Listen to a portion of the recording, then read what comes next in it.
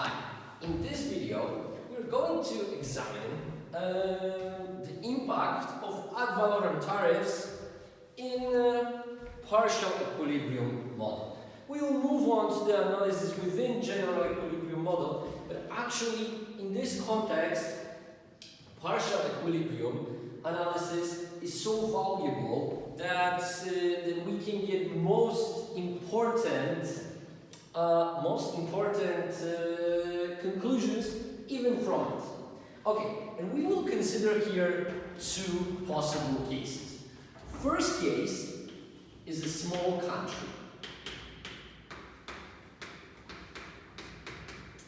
So, as you might infer, the second case is going to be a large country. Now, what would be the key difference between those two countries? Look, from our perspective and of this analysis, small country is a country that cannot affect the price on international market. On the other hand, large country is the country that can affect the price on the world market. Look, it's very similar to when you are analyzing ISLM BP model in intermediate macroeconomics class or introduction to economic analysis, and then you see that world interest rate is a given because the small country cannot influence the world interest rate. And here we have the same situation, but with the price of some good. Okay, so let's just say that we've got a market for some good.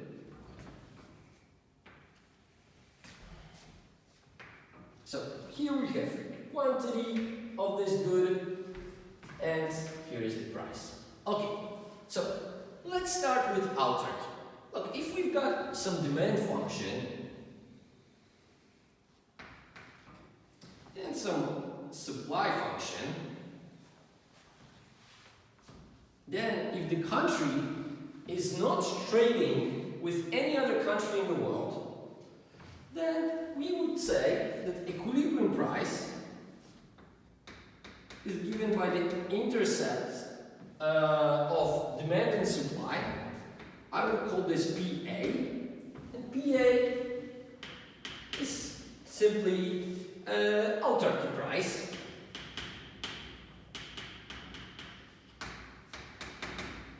And of course, here we will get QA, which is autarky quantity. Okay, and now let's consider a case in which this economy is opening up completely, and without any tariffs, any restrictions to trade. Look, what could happen? Look, if world price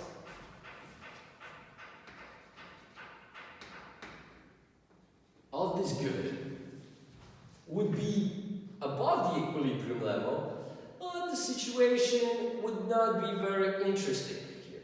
Look, definitely we could expect that nobody would like to import this good if the good of the same quality on the world market is at the higher price, right? Then what would happen? Nobody wants to import it. Probably because we are able to produce this good at a lower price in our country, we would be exporting this good, right? But this is not the case that is interesting from the perspective of setting the tariffs, right? No country would like to impose a tariff in a situation when this country is not importing this good, it's just exporting it. So this would be just useless effort. Well, the situation we are interested in is what would happen if the world price would be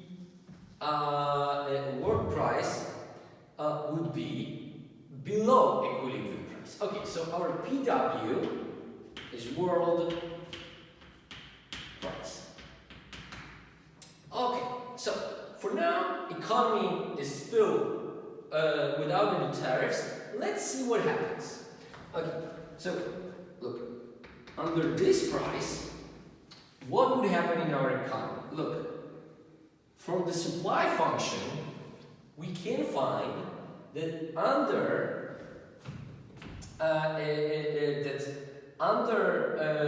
price PW, our companies would like to produce Q1.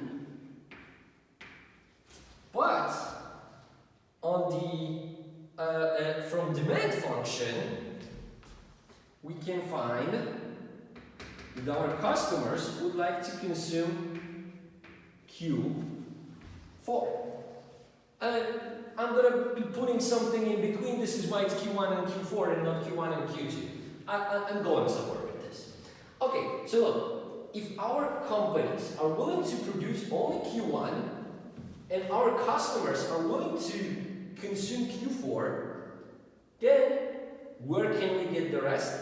Well, you can probably guess right away that this distance, the difference between supply and demand, will represent imports. This is how much we will import. Okay, so I can write here that Q1 is domestic production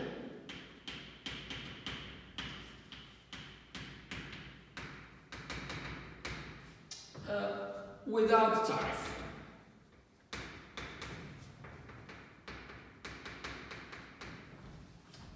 Q4 is domestic consumption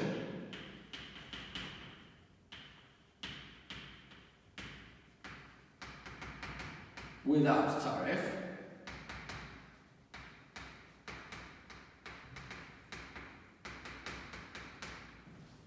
And if I'm going to take Q4 and from Q4 I'm going to subtract Q1, I'm going to get imports with no tariff. Okay, so now that we know the situation and what is going to happen when there is no tariff imposed, let's see what happens when the tariff is imposed. Okay, look, if tariff is ad valorem, it means we will have some percentage tax on each good imported from abroad. Okay, so look, the new price is going to be some PW times 1 minus T, where T is ad valorem tariff. Usually expressed at some percentage. Oh my god, sorry, it goes plus. Right? So look, we see that due to this tariff, price on the market has increased. And here, what you see over here is a tariff. This difference between the two prices. Okay, so now let's see what has happened on this market as a consequence of imposing a tariff. Okay, now we see that with this price, our companies want to produce Q2. Well, our customers want to consume Q3, right? We just read it from the supply and demand. Okay, so what we are getting is that Q2 is domestic production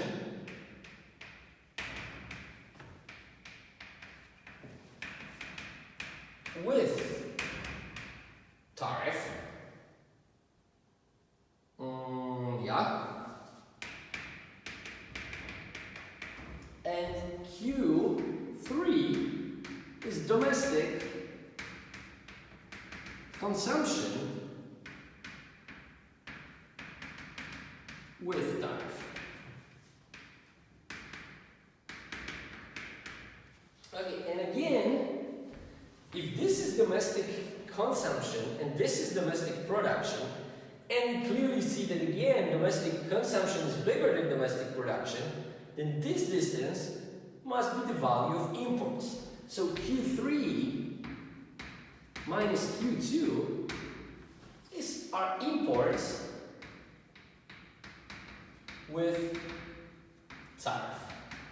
Well, look, we clearly see that introduction of a tariff changed things here considerably. Why? Well, definitely the price has gone up. Our producers are actually producing more, but our customers are consuming less.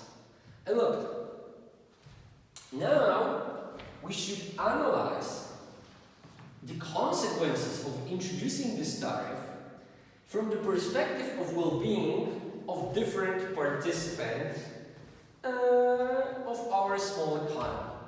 Look, before, when we were analyzing neoclassical model of trade, we were basically having two types of agents that were sometimes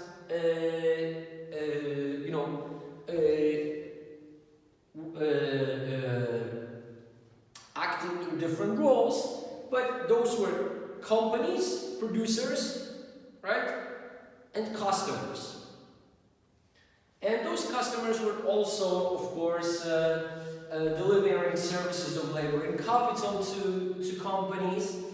But from our perspective, now, what we want to analyze are just what is the welfare of producers, what is the welfare of customers, and now, because somebody has introduced a tariff, we should also take into consideration the government. Okay, now, how can we analyze it? Look, we can do it just like you did in your microeconomics class by calculating customer surplus, and producer surplus. As it turns out, the one entity that is also going to participate in the benefits from international trade is government, who will collect the tax on imports. So, ad valorem tariffs.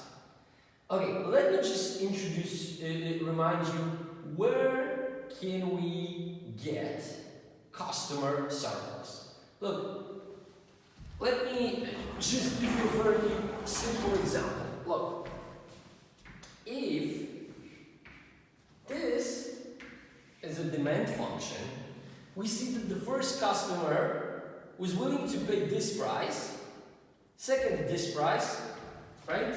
Third, even lower price, then lower and lower and lower. Look, if price is this much, it means that the customers got a little bit more than they actually wanted. Which ones? Those. So this entire area represents customer surplus.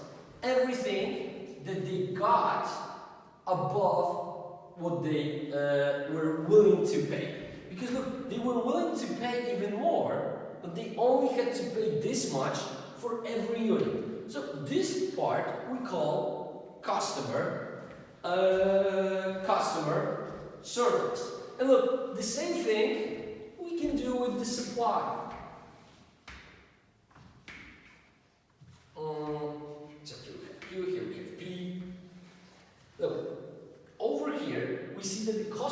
production, because I hope you remember that supply function is simply like an aggregate of marginal costs.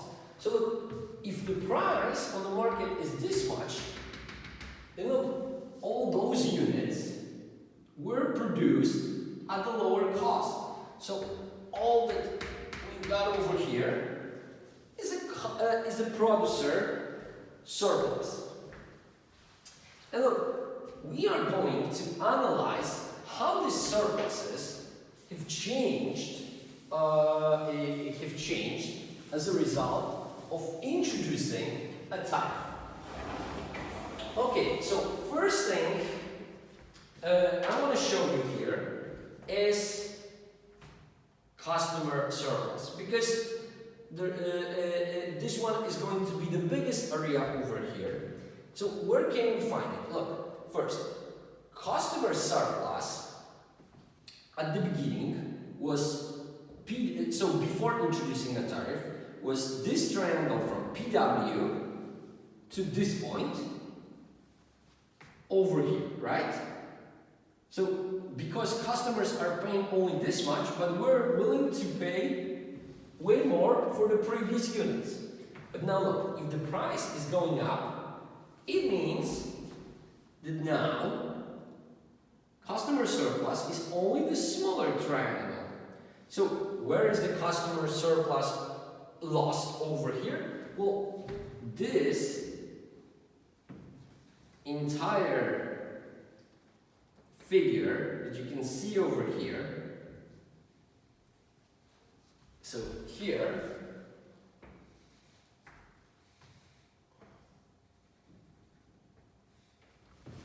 measures decrease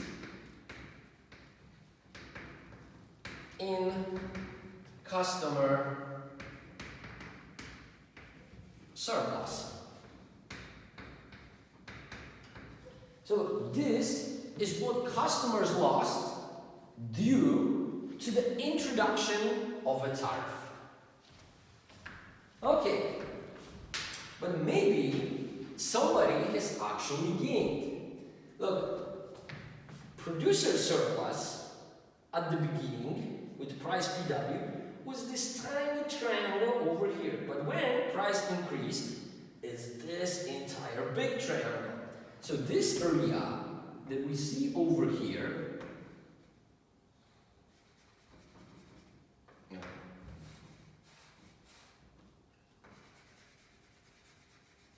this entire blue area we see over here is the increase in producer surplus. But this much producers have gained due to the fact that the tariff was imposed. So we now can write that this figure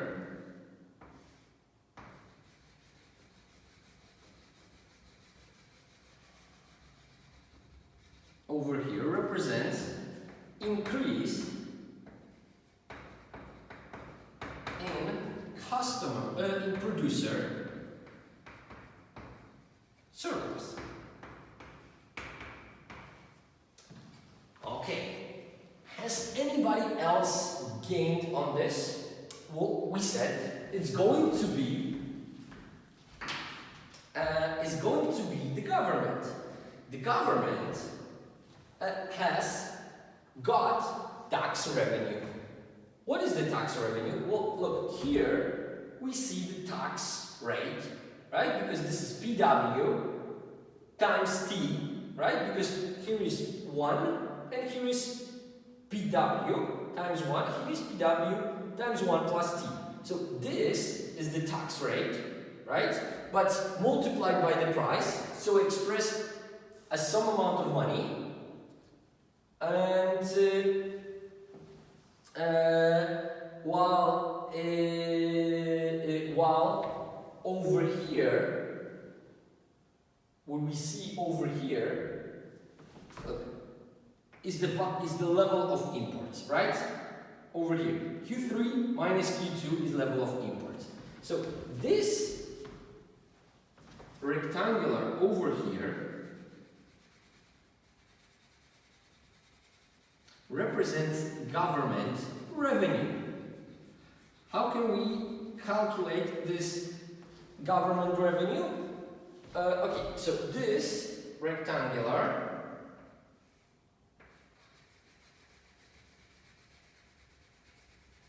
is government revenue.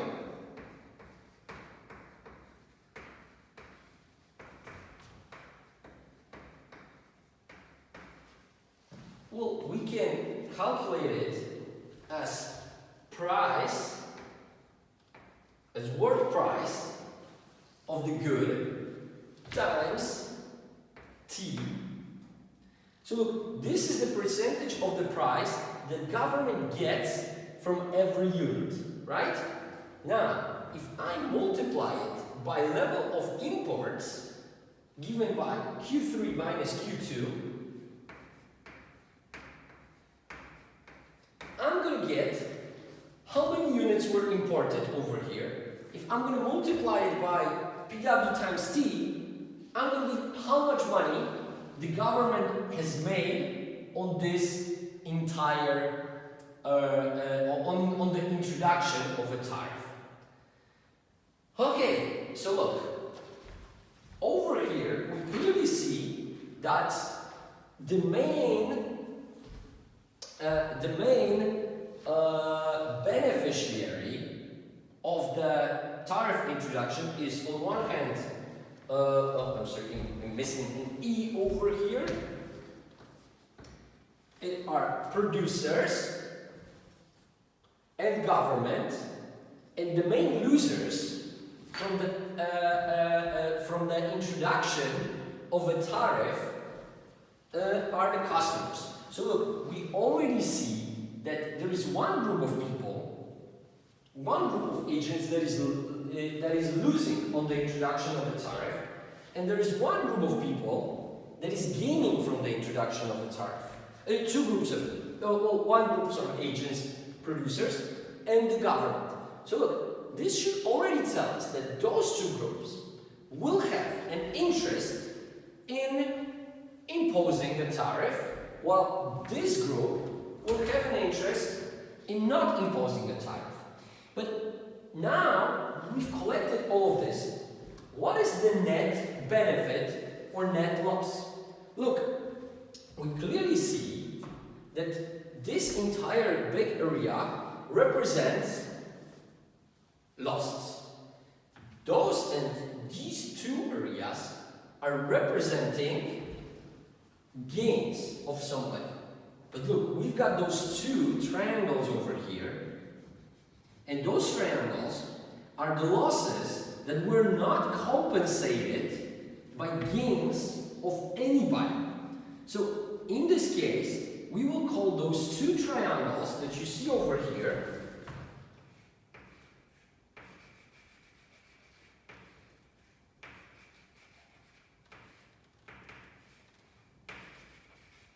first, we're going to call them Herberger's triangles.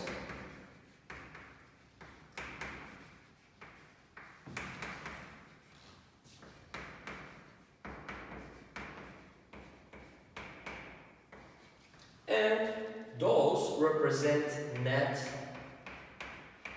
loss.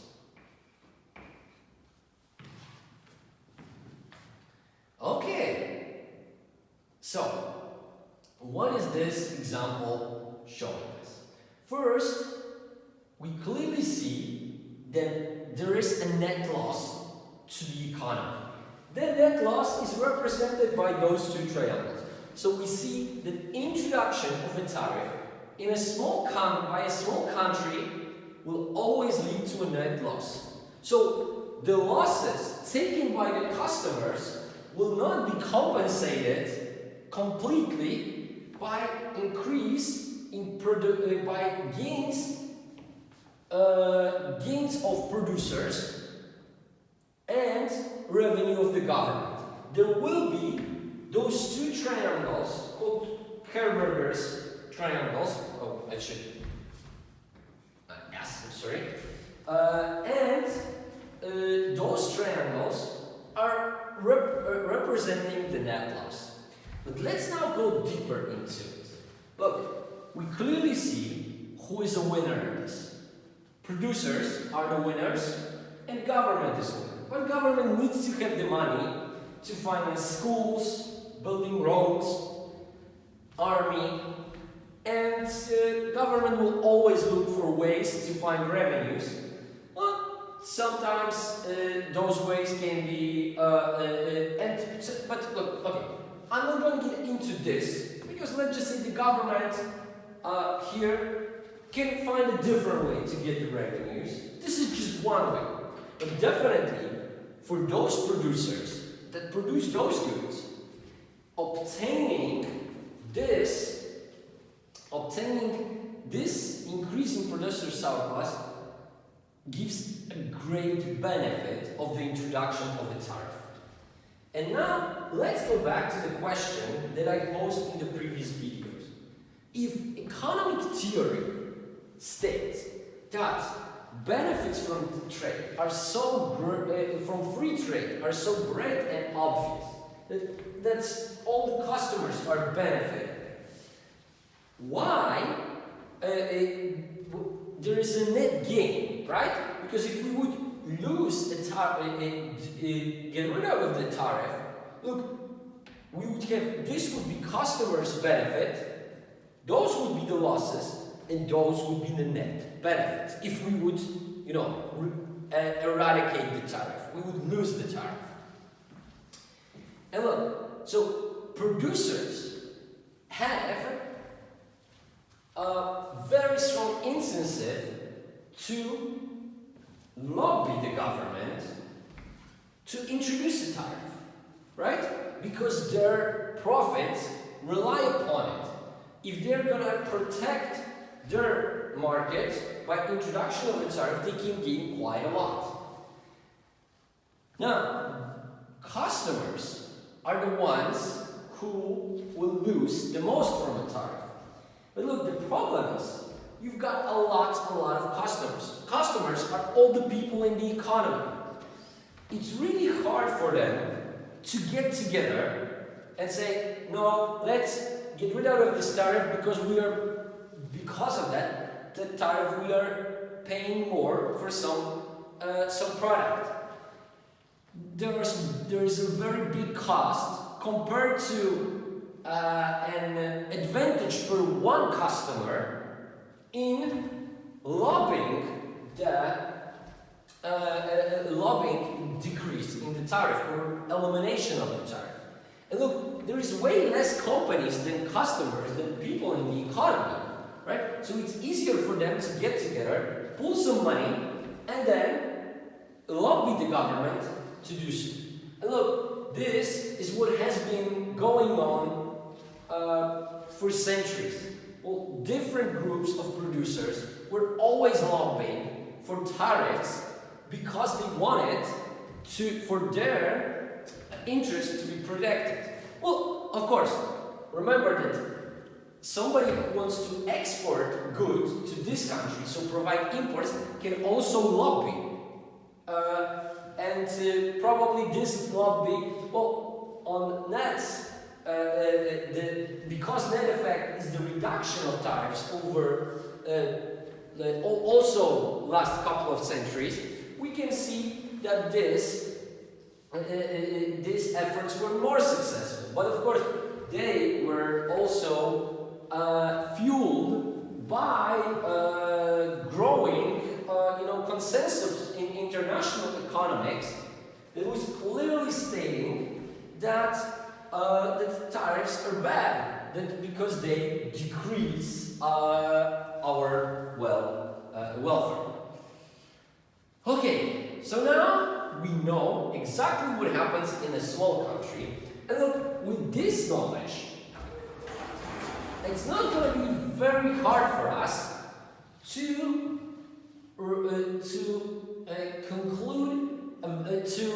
conduct a very similar analysis for a big country, a large country. So now let's move to large country.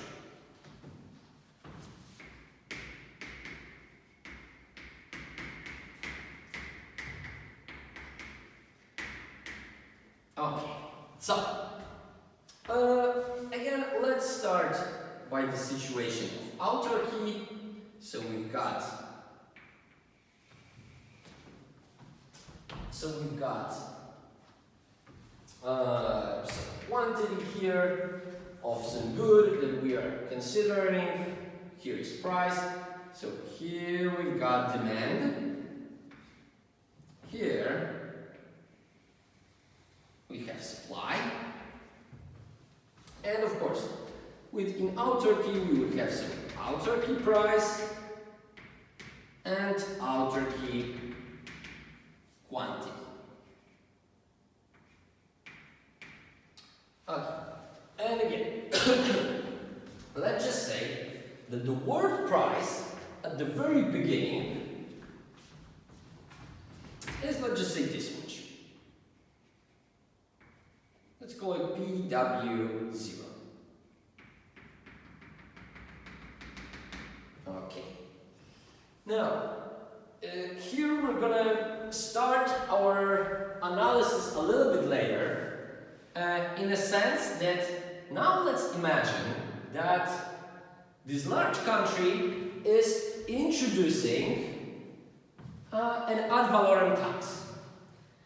This will have two effects. Look, what did we say large country can do? Well, large country can in fact influence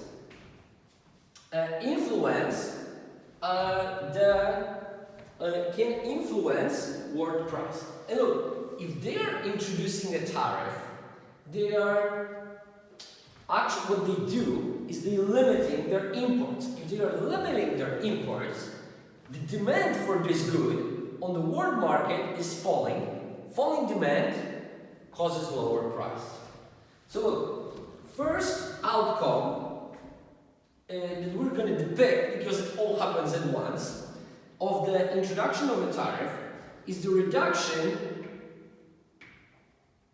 in world price of that good.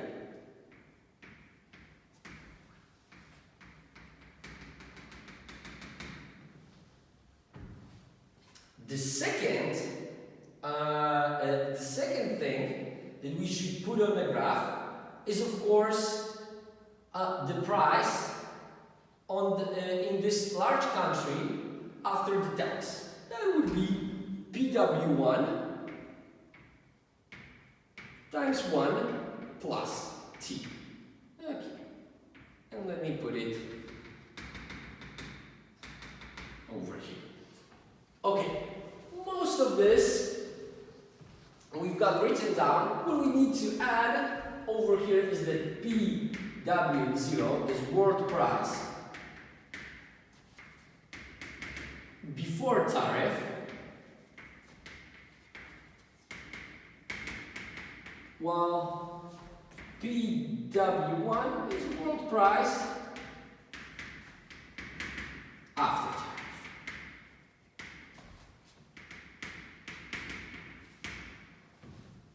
Okay, so now again we can see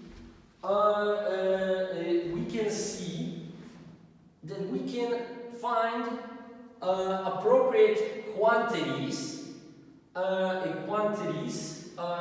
from supply and demand. Look, there's one thing we need to take into consideration here. Look, even though this is a world price now, in our analysis, as a point of reference, we should take price, initial price, so PW0. Why? Because look, without introduction of the tariff, the price would remain at this level, right? But of course, when we will be calculating government revenue, we need to take into consideration this price, because to this price, for this price we calculate, based on this price we calculate ad valorem tariff.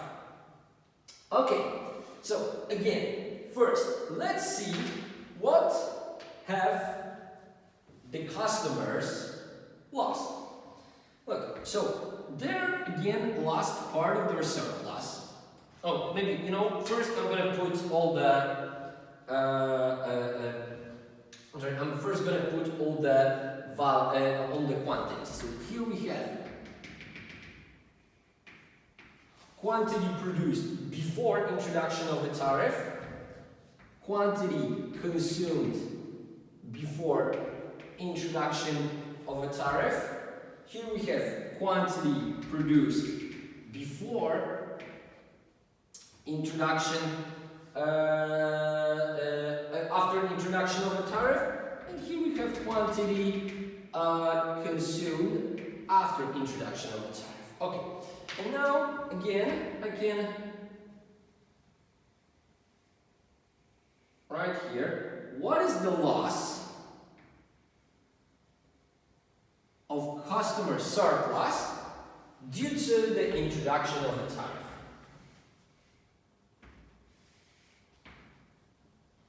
So this is loss, reduction in consumer surplus. So this reduction in consumer surplus, just like before, is what consumers lost due to an introduction of the tariff. And again, here we see that this figure here represents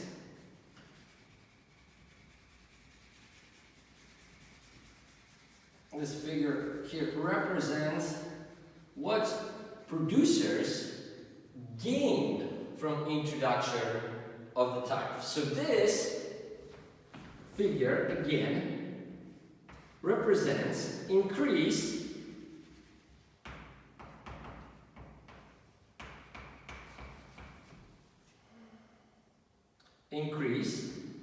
in producer surplus. Okay. Now, where is the government revenue? Okay, look, now the government revenue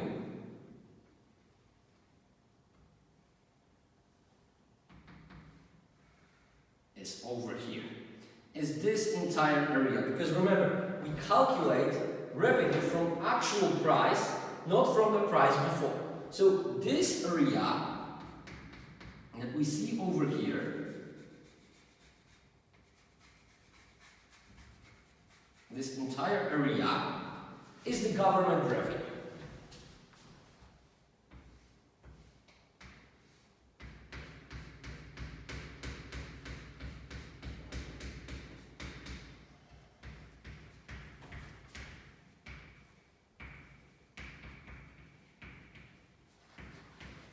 How can I calculate it? Well, this is PW1 times T times Q3 minus Q2. Okay, and of course this area is up till here. I'm sorry, it's really late, but I forgot about that I already put here. I'll also put here outer here. Yeah. So this entire area.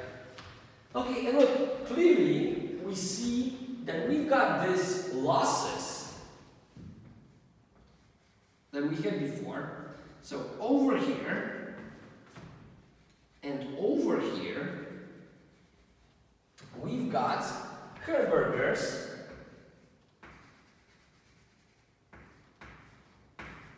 triangles.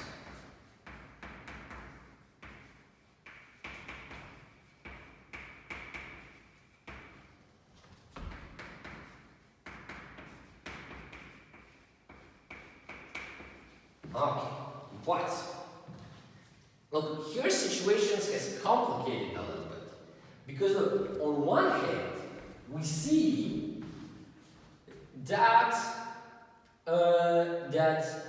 those triangles are the parts of the customer surplus that have not been compensated by increase in producer surplus and government revenue.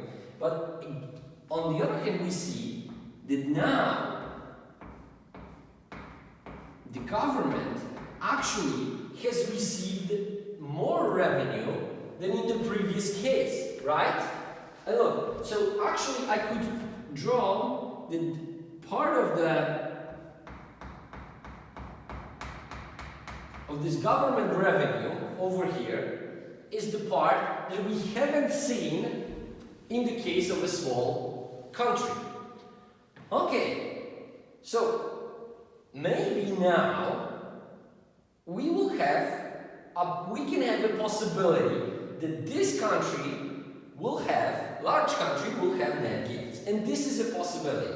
But before we go to this, let me ask you, why has this happened? Look, this happened because because introduction of a tariff had two effects. One of them was the decrease in the world price. The decrease in the world price has allowed for these additional benefits. And now, look, when those additional benefits will be bigger? Look, the bigger is the country, and the bigger is the share of this country in the world demand. Because the highest is the impact of this country on the world demand, and then the higher will be the impact of a tariff on world demand, and the lower will be the price of the good at the end. So there will be a higher scope for potential benefits. Okay, but look, in this case we clearly see that those benefits can take place, but there are some conditions for it. Okay, and so what are those conditions? If we have a situation when the two triangles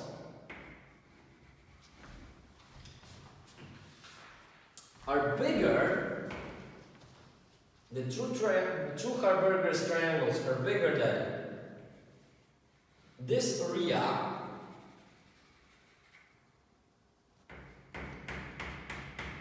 then we will have net loss. If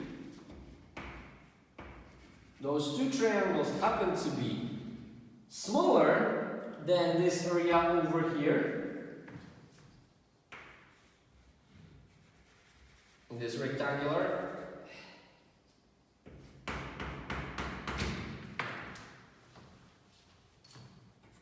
we will have net benefit.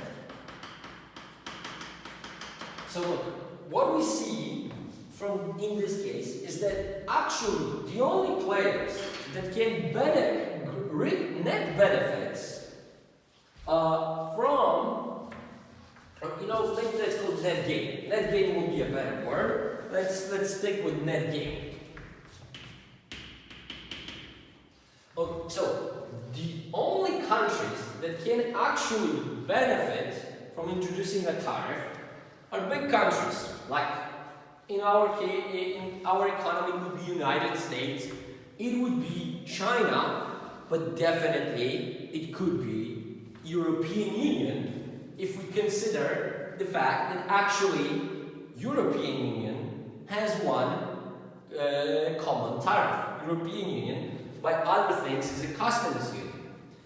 But this subject will be taught to you by Yana, so I'm not gonna get into details with this. Okay, but look, still, even though there is a possibility of getting net gains, who are the losers in this? Again, the customers. Customers are paying the higher price, so they are actually the ones that need to suffer for the government and the companies to benefit. Okay, so look, now that we've analyzed this this entire situation, I just want to show you, maybe on a case of of a small country, but it doesn't really matter. What would be happening over here if instead of a tariff, we would impose a different instrument? And let's just say that instead of a tariff, we are imposing a quota. Look, quota means that the import needs to be of exactly the same amount. The import must be of exactly a given amount specified by the government. Okay, so look, you know, the greatest example of this, although the United States could be definitely called a big country that has an impact on world price, but the great example of it is when Japan was importing cars to the United States in the 70s, and because of that, the government could decide. Let's just say that as a result, the United States is considering to impose a quota. So look, let's just say that we've got a world price, right, of cars. And now, a Japanese government realizes that the United States government is going to impose a quota or a tariff. If they're going to impose a tariff, of course, this entire triangle, rectangular, is what Japanese companies will have to pay in tariffs. But a United States government could do something different. For example, they could introduce a quota. And let's just say that they introduced a quota, this equivalent to this tariff. So they said that the imports, maximum imports, could be Q3 minus Q2. Look, what would change over here? Look, this country would be importing exactly the same amount, but there would be no tariff paid. The price would be the same.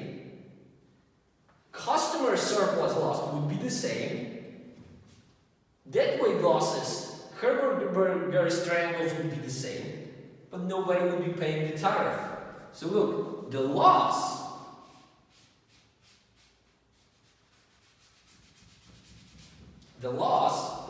would be now bigger. The loss would also cover this. Why? Because look, if we are imposing a quota, and we are not selling the quota, we are just saying, this is the only, we can admit only this much cars, not one car more.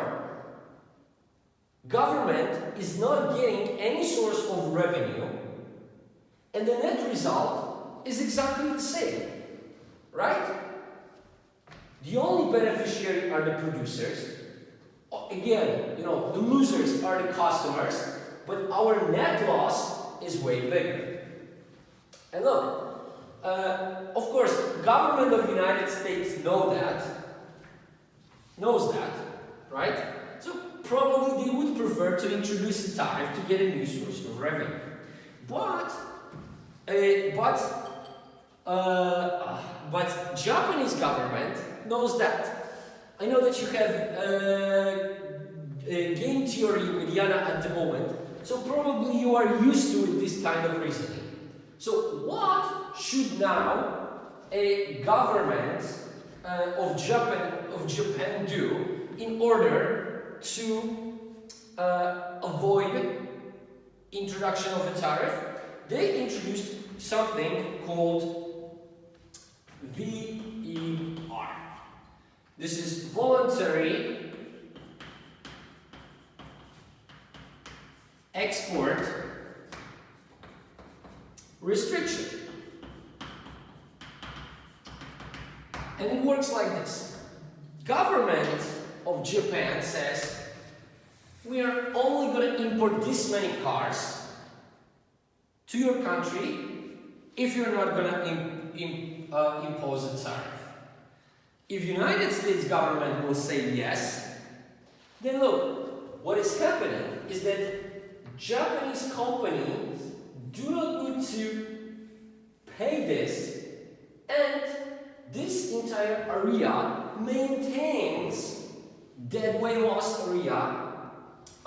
Deadweight loss, loss without being covered by some gain.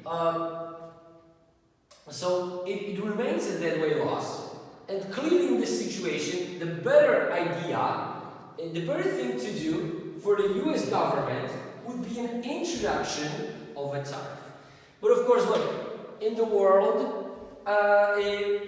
this would require a lot of consideration and a lot of goodwill and logical thinking from the parliament, Congress and Senate in the United States. So, so very often, you actually limiting your own imports from the perspective of the country might be a good idea.